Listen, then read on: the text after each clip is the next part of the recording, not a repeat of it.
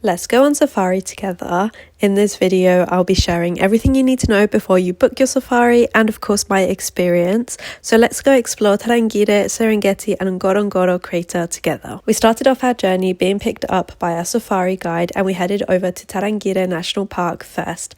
This park is known for the elephants and of course we saw so many of them. So let's talk a little bit about the safari packages, pricing and everything along those lines. I did a 4-day, 3-night safari in Tarangire, Serengeti and Ngorongoro Crater. We started off in Tarangire, which is known for the elephants, and we saw so many. And just to give you an idea about the pricing, I paid $670 US. Definitely negotiate the price. I think this is quite a reasonable price to pay. I haven't heard of anyone paying much less, to be honest, but I have heard of people paying double and triple the price for the exact same trip. And I mean like literally people in the same car as me. So it was literally the exact same trip, but we all paid different prices and you do need to negotiate. I know it feels a little bit awkward, but just remember that no one is ever going to agree to a price that is not suitable for them, that they're never going to make a loss because they just won't agree to that. I paid $670 for 4 days, 3 nights, and this was camping. Depending on what type of accommodation you choose, you will pay different prices, and it included meals and some water as well. But just be aware that you are expected to tip afterwards. And this is something with a lot of activities that I found in Tanzania. You're always expected to tip. So just bear that in mind. And it's not the same as tipping in Europe where you are paying because you enjoyed the service. It's more like you are paying people's salaries. So just bear that in mind when you are tipping and when you are setting a price as well for the trip. Just remember that you are going to have to tip your driver, the cooks, etc. So just keep that in mind. On our way to the campsite, we made a quick stop to look at Lake Manyara, and this was from like a viewpoint. As you can see, it's very, very beautiful. It's stunning. You can actually do a safari around Lake Manyara as well. I just didn't go for that package. And our campsite experience was really nice. To be honest, the first night we slept in tents but on beds. I wasn't expecting that at all, but it wasn't like that the following days, just so you know what it's like and what you can expect. And yeah, our campsite the first night was something out of the fairy tale. And then you kind of have to drive through Ngorongoro Conservation Area to get to the Serengeti, which was our second stop. And I absolutely loved the Serengeti. Sadly, it was raining for some of our time there, and when it's raining you don't get to see that many animals, because the reason you do see them is usually when they go out to get like water, which obviously they don't really need if it's raining. But we saw these vultures, and it was basically a lion's kill that they were scavenging off of. But yeah, we saw so many different animals in the Serengeti. It was truly incredible, and the landscape as well was amazing. There was lots of different landscapes and variations. We saw so many different animals, hyenas, giraffes. We're in the Serengeti. I actually loved the hyenas. I wasn't expecting it, but I think it was one of my favourite sightings. And of course we saw many, many lions as well. And probably one of the most fun things is when your driver gets a call and suddenly you are going off-road, you are whizzing through the savannah to get to see an animal. You don't really know what it's going to be, or maybe you do if your driver tells you, but it's always a little bit of a mystery, and it's most probably going to be one of the big 5. For us, it was a leopard, and we saw this leopard just chilling in the tree. It was absolutely incredible. I think the leopard as well was one of my favorite sightings, and apparently it's quite rare to see a leopard. So the leopard is one of the big 5, and the big 5 is 5 animals that you kind of want to see on safari, or that most people want to see, and those are elephants, buffaloes, lions, leopards, and what am I missing? Lion, leopard, elephant, buffalo and rhino. it was the rhino that I was missing. Leopards and rhinos are the most rare out of the 5 to see. If you don't see them all, it's most likely going to be those. But we got to see the leopard. We've seen so far in this video a lion, an elephant, and a leopard. So that's already 3 out of the 5.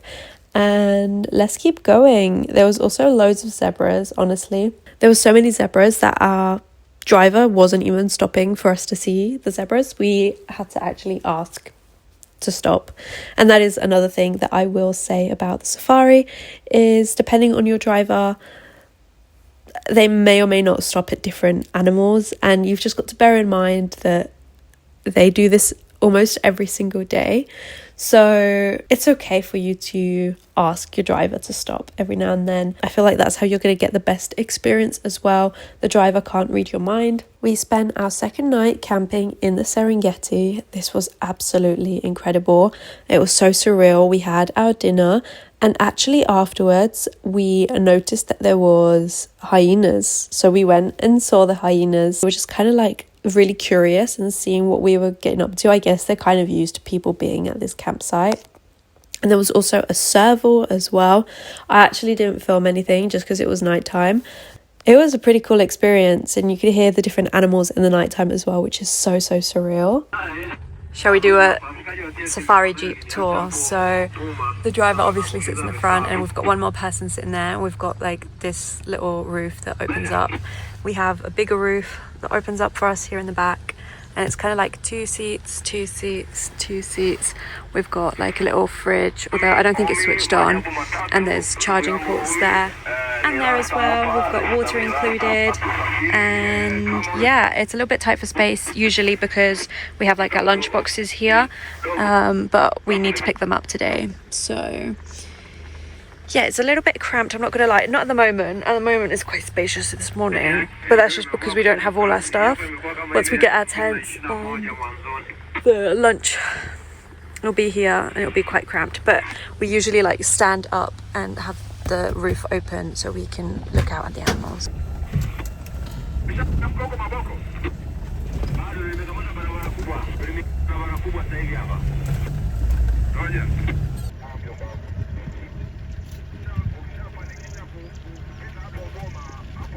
Guys, this is amazing. So it's day 3 of my safari actually.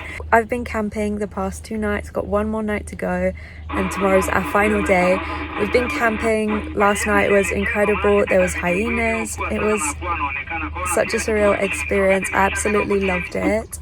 I really enjoyed camping, and today it's a little bit rainy, but we've been on our morning safari, a morning game drive, and yeah, I think we're now picking someone up and then we're gonna head off again.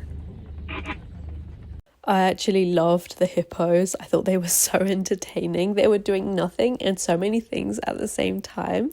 Everyone else is taking a toilet break, so it's just me in the car at the moment. But yeah, I'm so excited to see what we get up to today. So far we've done Tarangire 2 days ago. Yesterday we arrived in Serengeti. Today we're also doing Serengeti, and our next stop is Ngorongoro, so that's really exciting. We were meant to have like a sunrise game drive, but it didn't really happen. Well, there wasn't really a sunrise. It's really overcast, really rainy, but it's still been a nice morning. We haven't seen that much yet. We did see some hippos and some giraffes though, so that was really cool. And yeah, we've seen quite a lot of animals actually. I'm not gonna lie, not today, but yesterday and the day before was amazing. So this is a marabou stork, and the marabou stork is one of the ugly 5. So let me tell you what the ugly 5 are. Number 1 is warthog, which is basically Pumba, vultures, wildebeest, marabou storks, and hyenas. We've seen all 5 of them, which arguably was more exciting to me than the big 5, I'm not gonna lie. We headed over towards Ngorongoro Conservation Area because the next day is Ngorongoro Crater, and on the drive between the Serengeti and Ngorongoro we got to see part of the Great Migration, which was so special. Eventually we made it to Ngorongoro Conservation Area, and let me tell you guys, the driving distances are far. Like, It's a long drive. We saw the Ngorongoro Crater from a viewing platform the day before, and on the day of our Ngorongoro game drive, we started off really early. I think we got up at 5 actually, if I remember correctly. We had our breakfast. This was the time to tip our kitchen staff, the cooks, and then we headed over to the crater. And the reason you head out so early is because you have a higher chance of seeing the rhinos early. Rhinos are quite shy and timid, which is so strange to me because they're so big. They have literally nothing to be intimidated by, but they are shy. So even if you do see one, you have to be really, really lucky to see one up close. But I haven't heard of anyone who has. Like, I didn't meet anyone who had seen a rhino really up close. You can see them from a distance. We saw 4, I think, and there's a total of 15 in Ngorongoro. So, and it's a really large area, so as you can imagine, it can be quite challenging to spot them. And Ngorongoro Crater has to be one of the prettiest places I've ever been to. It was genuinely so stunning, like something out of the movie. I almost expected to see dinosaurs. Like, it was unimaginable. I can't really explain it with words, and even the videos are just not doing it justice at all.